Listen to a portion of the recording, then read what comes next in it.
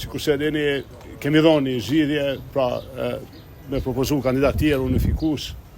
Nëse kjo ndodh, me siguri se sot do të votohet, pra nëse ndrohet kandidati, interes kandidatja, nëse jo, po më duket se do të jemi në situatë njëjtë.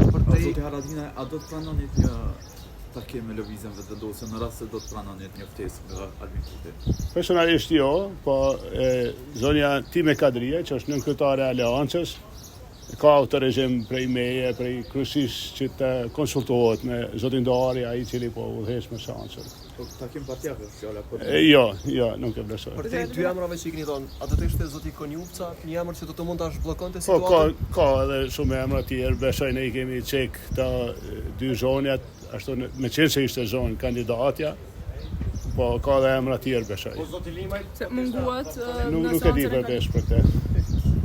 Zoti Haradinaj keni mungu në seancën e kaluar të dielën. Pse? Kishte obligimet juja apo tashmë është bërë rutinë themi edhe monotoni me ardh në seancën? Jo, nuk është monotoni, është nder me ardh në kuvend, nder është edhe me i kry detyrat që i kem, po ka qenë përgjitori masakrës Mejës, edhe unë jam i asaj zone, shumica atyre njerëzve janë edhe, mos me thonë edhe familje, e kanë qenë rastin pastaj me qëndru edhe në përvitor të luftarëve, në Prilep, në Shaptej, në Skivjan, martirëve.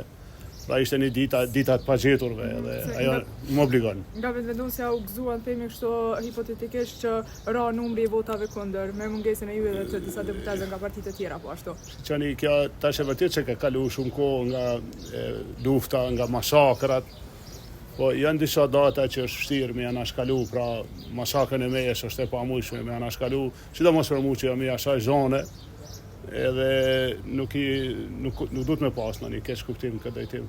Unë mendoj që edhe e kuptoj që janë afatet kushtetuese, po edhe kur caktohet një seancë, duhet me i marrë parasysh edhe këto ngjarje, se edhe këto janë ngjarje të mëdha.